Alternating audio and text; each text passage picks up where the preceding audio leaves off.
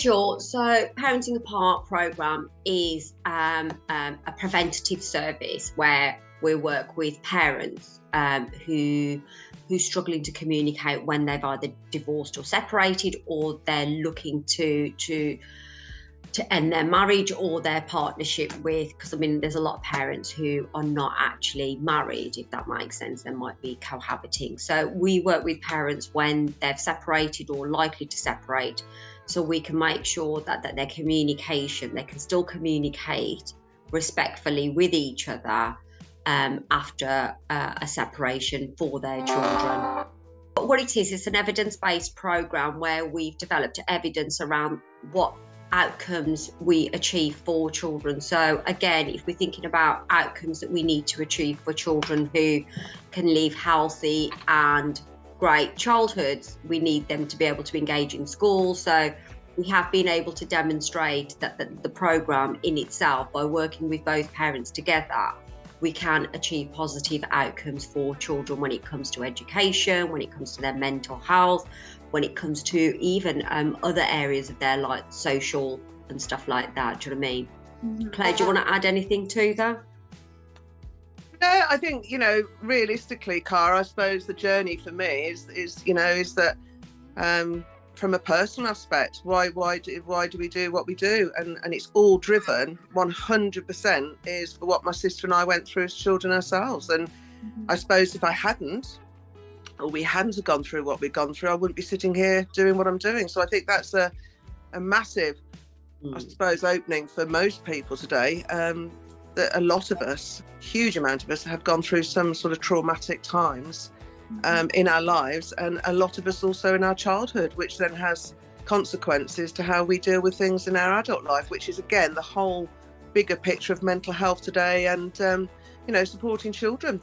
How can we ask children to go to school and actually concentrate and get an education when they haven't slept all night, they've heard their mother or father beating each other to death, and huge amounts of trauma, and this is where some of the aspects of the reality is we've got to be doing more than what we're doing. Unfortunately, the process that sits within obviously the law and obviously through the courts, it's broken, and it's not fit for purpose. And even the head of the family division, who we're seeing tomorrow, is actually saying very clearly, going through a family court for children and families is harmful. Now, if we've got the head of the family division saying it's harmful, then why aren't we doing more about it? Do you know what I mean? It's just, to me, if we don't help the parents and get the parents into a place that they can at least take back their joint responsibility for these children, and also look at where we have to eliminate and obviously look at risk, forget that, then these children have got no hope whatsoever. In fact, they're being ordered by the family courts to go and have therapy. Not the bloody parents, but the kids. And I say to the district judges, excuse me, Your Honour, why are we asking the children to do things and even have this intervention of help and all the rest of it if the parents aren't prepared to do it themselves? How do we measure the impact? How do we measure the outcomes that we're achieving? Because we were having families through that were from being a very, I suppose, disproportionate place, no communication, they didn't even want to sit in the same room together, to completing a 4-week programme. They were literally forming a parent working agreement, handshaking and carrying on what they should be doing, parenting their children. And Heidi came in and really, really listened and looked at what the programme was offering, but from a starting point of where parents were as they walked through the door, literally, or even before, to their first session, to their second joint session, to their third joint session, and their parent working agreements. And she collated all this information and then took it and started to build what we felt was a very true, accurate evidence of the outcomes for these families that were taking Parenting Apart as a resource, alongside a choice for mediation, really.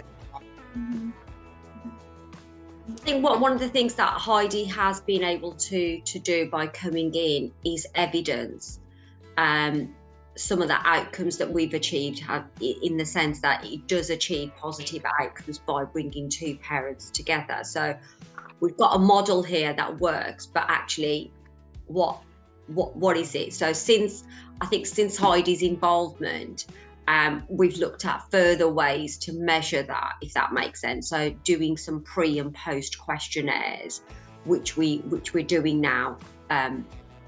So Heidi's report actually highlighted when she did her first report in 2019 with the families that Claire worked with. And she was able to demonstrate that actually there's that it does achieve positive. And then now, since then, we've been able to develop it further. So what Heidi's done is helped us to develop our model further, in the sense that we're completing pre and post questionnaires. Heidi helped us to think about the type of questions that we could ask around their conflict, if that makes sense. Which will give us a little bit more insight into that pre and post. Okay, so she's really helped us with the type of questions that would be beneficial when it comes to measuring outcomes or measuring social impacts, if that makes sense. But recently also Heidi's really supported us to think about when we're because we're also delivering the programme, we're training up local authority staff, but we want to measure the impact for local authority staff, for local authorities. So Heidi's really supported us with developing how do we capture that data from a local authority, but actually what does that look like in the local authority work. So actually, did the child, when they engaged with the service, what stage were they are, and you know, whether on a higher level of safeguarding or whether a lower level, how long has this family been involved with children's services? And actually, after delivering our intervention, did that make a difference to the parents, or did it not make a difference? Do you know what I mean? So actually, because that's what we're trying to ultimately achieve, that children are not on a child in need plan or a child protection plan, or they're not escalated to higher levels of support. Do you know what I mean? So Heidi supported us with developing those kind of questionnaires and capturing the data. We think that Heidi's report has been quite influential. It's been, actually, if we didn't have that, we may not have been able to demonstrate the outcomes that we needed to do. Do you know what I mean? Yeah, definitely. So we're using Heidi's research because actually there's already lots of scientific evidence out there about what we should be, how we should be working with parents in conflict. There's lots of academic research out there, but actually no one has actually captured the social return on investment. And that makes a real difference, because it's okay to say this program does this, but what does that look like monetary from a money perspective? Do you know what I mean?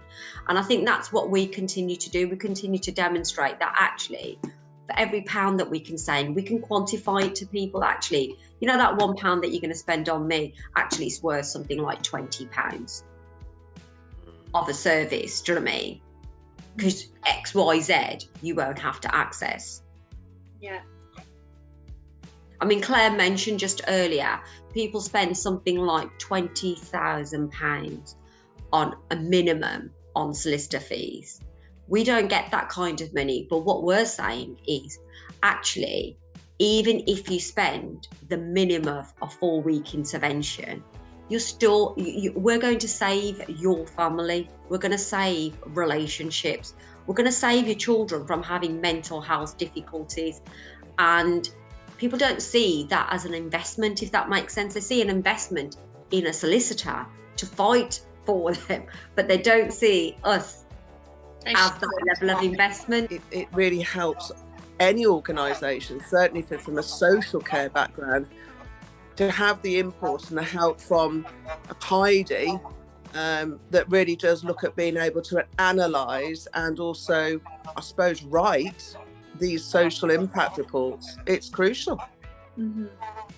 Heidi brings something a little bit more refreshing, something new to the data set, and which I haven't seen in my industry, in the social care industry. We haven't seen much of this. Do you know what I mean?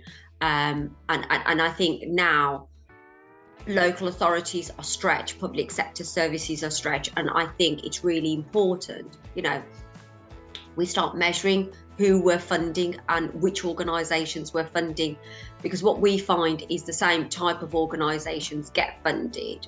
You know, national charities like Barnardo's, NSPCC. Not saying they're really good organisations, but they've said that for every £1 that you spend on them, there's a social return of it's worth £3. Okay, and we're saying for every £1 that you spend on us, actually you get a social return of investment of £46. Do you know what I mean? We're saying, okay, I'll tell you what, we'll say that it's not even £46 if you don't believe us. Do you know what I mean? If you think that Heidi's done a maths wrong, even if we get £10, we're still doing. We're still happy to accept that, because we're still doing better than what most. And I think everyone should be doing this to some extent. Do you think, Claire? Absolutely. We need to start measuring when especially when it comes and feel more accountable for the money that we're spending on public sector services, and what do they look like? Do you know what I mean? And I think also what I'd have to say, what's probably unique or special or different about Heidi is certainly for this work, if you want to call it, or be it the programme, because Heidi herself personally has gone through a relationship breakdown and involving children. It's very close to her heart too, in what help was out there and what support is there for parents and how does it impact children. So she was definitely, I suppose, inspired in a sense of what we were doing, but also very supportive in a very respectful way, to where she would come and talk at our webinars, and we hosted at number 5. And yeah, she was quite emotional really by talking about just how important is this for families, for parents, for children. So 10 out of 10 as far as I'm concerned. Lovely lady. Yeah, and she's even attended webinars for us to demonstrate that actually, to evidence to people that actually what she's done is not just something that she's just made up. Do you know what I mean? There is a person, and it's a reputable organisation, so that she's put herself out there for us to say that actually, you know, these girls haven't just made it up. Actually, it had to go through this kind of a process. Do you know what I mean? This is the way that she collated it, so she could further evidence that actually this is evidence. It's not just something that's just made up, blah, blah, blah. It is independent from us. She doesn't have any contact with us or our clients in relation to that.